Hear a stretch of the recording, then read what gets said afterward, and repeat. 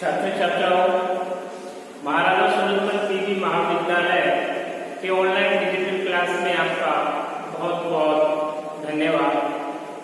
छात्रों, अपने जो बीए पार्ट सेकेंड संसाधन भूगोल यानी रिसोर्सेज ज्योग्राफी, इस रिसोर्सेज ज्योग्राफी में अपने अध्ययन कर रहे हैं, यानी कृषि से संबंधित अपने अध्ययन कर रहे थे। तो कृषि से संबंधित जो अध्ययन है, उस कृषि से संबंधित अध्ययन में अपने सबसे पहले जिक्र करते हैं यानी कृषि की अवस्थिति यानी लोकेशन ऑफ एग्रीकल्चर। तो लोकेशन ऑफ कृषि की अवस्थिति भी कह सकते हैं, लोकेशन ऑफ एग्रीकल्चर भी कह सकते हैं। तो इस लोकेशन ऑफ एग्रीकल्चर में सबसे पहले एक पांतुने नाम के कृषि वैज्ञानिक हुए थे। उस पांतुने नाम के कृषि वैज्ञानिक ने सबसे पहले जो कृषि पेड़ों का विवरण दिया था, यानी अपना जो शहर होता है, शहर के पास में क्या क्या सुविधाएं होनी चाहिए, कैसी किस प्रकार की व्यवस्था होनी चाहिए, उसको ध्यान में रखते हुए पांतुने ने अपनी कृषि पेड़ों का वर्णन दिया। तो अपने बात करते हैं कृषि की अवस्थिति। तो कृषि सभी आर्थिक क्रियाओं का केंद्र माना जाता है, यानी जितने भी आर्थिक क्रियाएं होती है, उन आर्थिक क्रियाओं का जो केंद्र बिंदु होता है वो क्या होती है, एग्रीकल्चर होती है, कृषि को माना जाता है।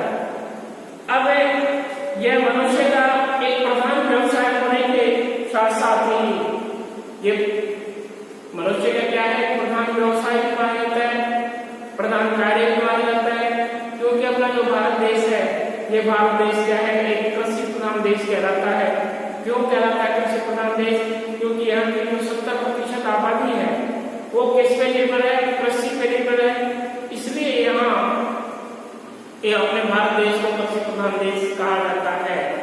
और इस कृषि प्रधान होने के कारण साथ ही विनिर्माण उद्योग वित्तीय व्यवसाय के लिए आधारशिला मानी जाती है क्या, कृषि। क्योंकि इसके अनेक औद्योगिक कच्चे माल प्राप्त होते हैं और कृषि पर अनेक भौतिक और सांस्कृतिक कारकों का प्रभाव निश्चित पड़ता है या निश्चित रूप से पड़ता है। अतः विश्व के विभिन्न क्षेत्रों में भूमि उपयोग तथा कृषि के प्रारूप की विविधताओं का क्या होता है, दृष्टिगोचर होती है। तो कृषि अवस्थिति के सिद्धांत, तो कृषि अवस्थिति के सिद्धांत में जो थ्योरी ऑफ एग्रीकल्चर लोकेशन, कृषि अवस्थिति की सिद्धांत theories of agriculture and location, इसकी अपने बात करें तो उद्योग के स्थानीयकरण की भांति कृषि के स्थानीयकरण की भी यह एक समस्या होती है कि वह वृद्ध क्षेत्रों के भीतर विभिन्न क्षेत्रों में कौन कौन सी फसलें उगाना पसंद करता है या लाभदायक है। तो इसमें अपने बात करते हैं वास्तव में कृषि के स्थानीयकरण का जो सिद्धांत है, कृषि के स्थानीयकरण का जो सिद्धांत है मूलतः तुलनात्मक लाभ का सिद्धांत है। इसका तुलनात्मक लाभ का सिद्धांत है। इस सिद्धांत के अनुसार कृषक को यह निश्चित करना पड़ता है, यानी स्थानीयकरण का जो सिद्धांत है, वास्तव में कृषि के स्थानीयकरण का सिद्धांत मूलतः तुलनात्मक लाभ का सिद्धांत है। बहुत इंपॉर्टेंट लाइन है। कृषि के स्थानीयकरण का सिद्धांत, कृषि के स्थानीयकरण का सिद्धांत, स्थानीयकरण का सिद्धांत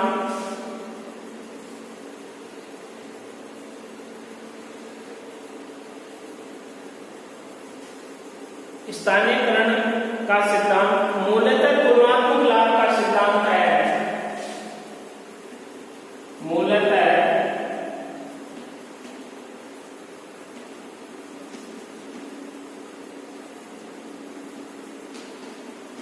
तुलनात्मक लाभ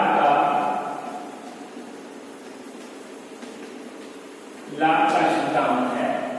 यानी कृषि के स्थानीयकरण का जो सिद्धांत है मूलतः तुलनात्मक लाभ का एक सिद्धांत माना जाता है।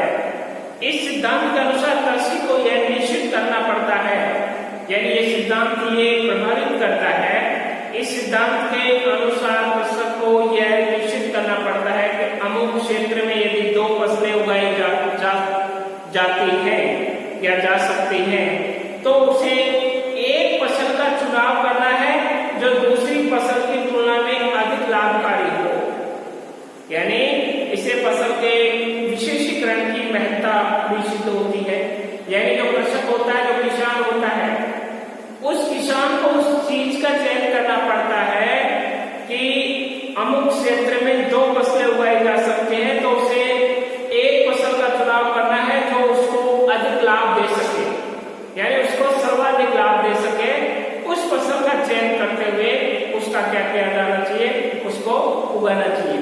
जैसे मानकर चलो जो खरीफ की फसल है, अब खरीफ की फसल में जिस प्रकार खरीफ की फसल में बाजरा उगाया जाता है, बाजरा में क्या पैदावार कम होती है, उसका जो बेनिफिट है वो किसान को कम मिलता है। अब उस बेनिफिट को बचाने के लिए, अधिक बढ़ाने के लिए उसकी जगह यदि अपने कम क्षेत्र में मूंगफली की पैदावार उगाए तो उससे उसको क्या मिल सकता है, अधिक फायदा मिल सकता है। तो ये चीज काश्तकार को यही ध्यान रखना है कि अधिक से अधिक कौन सी फसल उगाई जाए जिससे उसको फायदा हो सके। अब अपने बात करें वान का सिद्धांत। वान जर्मन विद्वान था, जो वान है यह एक जर्मन विद्वान था, जर्मन भूगोलवेत्ता था। यह एक जर्मन विद्वान था जिसने 1783 से 1850 1783 से 1850 में मैक्लेनवर्ग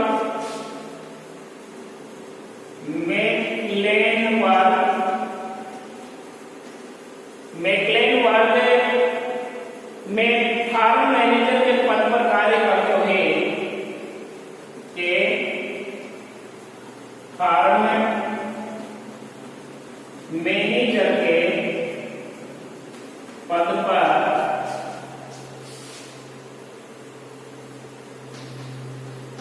कार्य करते हुए फार्म मैनेजर के पद पर कार्य करते हुए अपने दीर्घकालीन अनुभव के आधार पर अपने दीर्घकालीन अनुभव के आधार पर दीर्घकालीन अनुभव के आधार पर 1826 में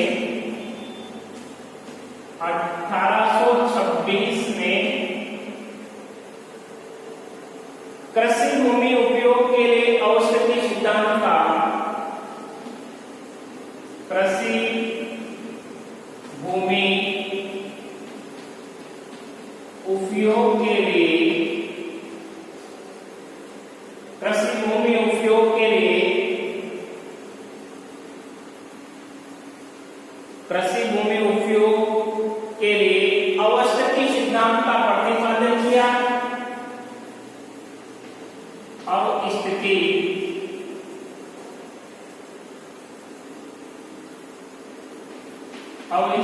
सिद्धांत का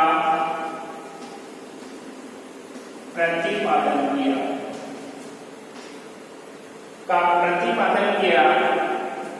इस प्रतिपादन में उन्होंने स्पष्ट करने की कोशिश की, उन्होंने उन नियमों की खोज का साहसिक प्रयास किया जो कृषि समुदाय के मूल्यों को नियंत्रित करते हैं तथा भूमि उपयोग के प्रारूप में परिवर्तन करते हैं। यानी जो भूमि का जो उपयोग है, उस भूमि का उपयोग में क्या हो, परिवर्तन हो सके, उस परिवर्तन को काम में ले सके, उसी को देखना था। और उनके मतानुसार किसी भूखंड पर वही साहसिक व्यवसाय अपनाना चाहिए जो सर्वाधिक शुद्ध लाभ प्राप्त करे तथा प्रतिस्पर्धी व्यवसाय को अन्य भूखंड पर स्थापित करना चाहिए जहां वे कुछ लाभ दे सके। अब जो वान का सिद्धांत कृषि के उन प्रकारों का वितरण प्रस्तुत करता है जो एक नगरीय बाजार के चारों ओर विकसित होते हैं। यानी वान का जो सिद्धांत है, वान का सिद्धांत कृषि के उन प्रकारों का वितरण प्रस्तुत करता है।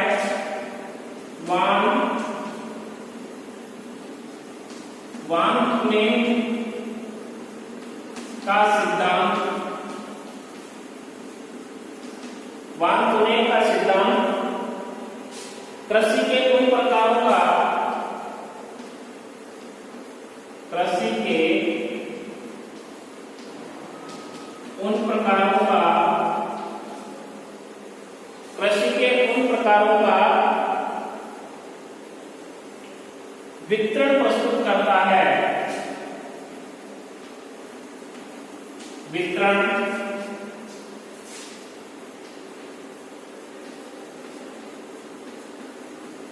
प्रस्तुत करता है, वितरण प्रस्तुत करता है, जो एक नगरीय बाजार के चारों ओर विकसित होते हैं, जो एक नगरीय बाजार के चारों ओर विकसित होते हैं, विकसित होते हैं। अब अपने सिद्धांत का प्रतिपादन करने के लिए उन्होंने 6 मान्यताओं का सहारा लिया। यानी वानथुने ने 6 मान्यताओं का सहारा लिया। ये 6 मान्यताएं हैं उसकी। सबसे पहली मान्यता है, यानी फर्स्ट मान्यता है, उनका कहना था कि वानथुने का कहना था कि एक एकांकी प्रदेश हो जिसमें केवल एक नगर हो, कि एक एकांकी प्रदेश हो जिसमें एक नगर हो, एक एकांकी प्रदेश हो जिसमें एक नगर हो तथा उसके चारों ओर कृषि क्षेत्र हो, तथा उसके चारों ओर कृषि क्षेत्र हो। यानी फर्स्ट मान्यता थी उसकी ये थी कि एक एकांकी प्रदेश हो जिसमें एक नगर हो तथा उसके चारों ओर कृषि क्षेत्र हो। दूसरी मान्यता, वह नगर उत्पादित कृषि, वह नगर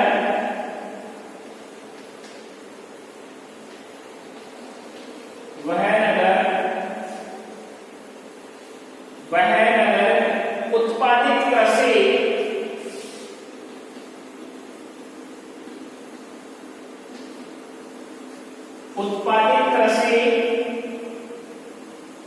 फसलों का एकमात्र बाजार हो,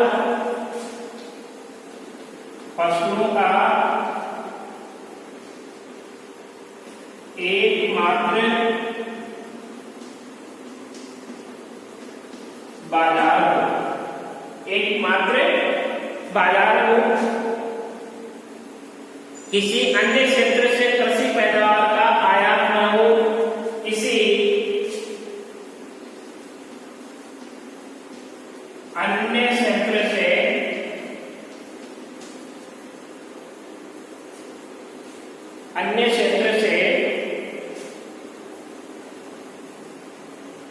किसी अन्य क्षेत्र से कृषि पैदावार का, अन्य क्षेत्र से कृषि पैदावार का कोई दूसरा साधन न हो। ये इसकी दूसरी थी। इसके बाद में तीसरी है, इस क्षेत्र में भौतिक दशाएं, यानी थर्ड मान्यता, इस क्षेत्र में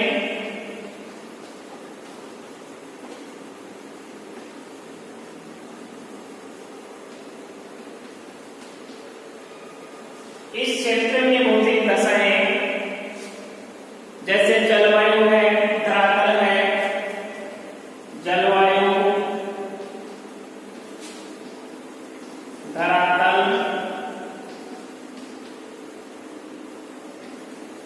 मिट्टी की उत्पादकता,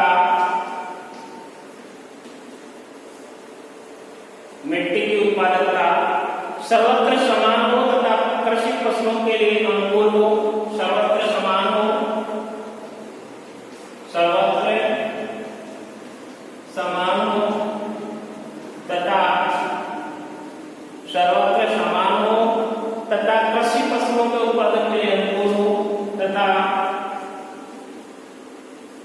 कृषि फसलों के उत्पादन के लिए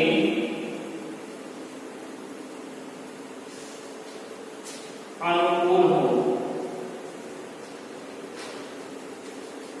अनुकूल हो। ये इसकी क्या है, मान्यताएं हैं। फोर्थ मान्यता है इस प्रदेश में नगरों को छोड़कर शेष कृषि प्रदेशों में,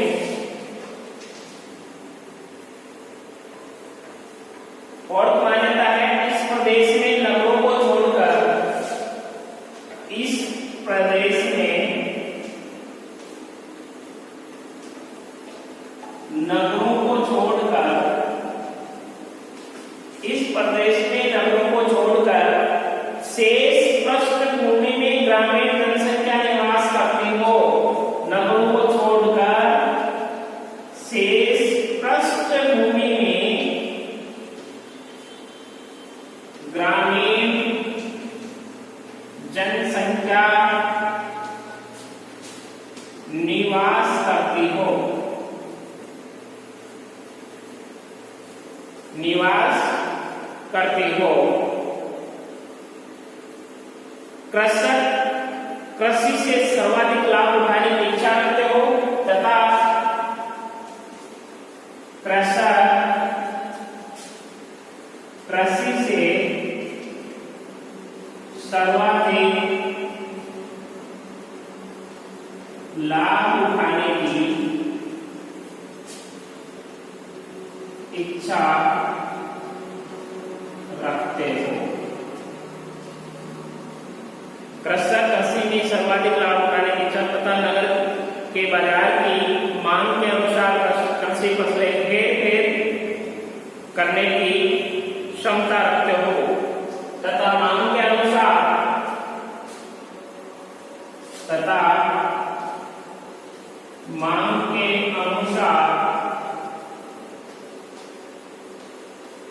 कृषि फसलों को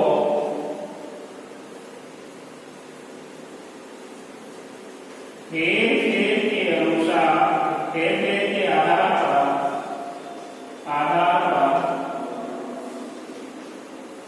बोई जाती हो। ये चार मान्यता हो। चार के बाद में जो नेक्स्ट मान्यता है, जो पांचवी मान्यता है, वो मान्यता है कि इस एकांकी कृषि प्रदेश में परिवहन के लिए केवल घोड़ा गाड़ी ही उपलब्ध हो। इस एकांकी कृषि प्रदेश में केवल यातायात के लिए घोड़ा गाड़ी हो, बैलगाड़ी की हो। छठी जो मान्यता है वो मान्यता है इस एकांकी परिवहन भाड़ा दूरी में भाड़ के अनुपात में बढ़ दो। परिवहन भाड़ा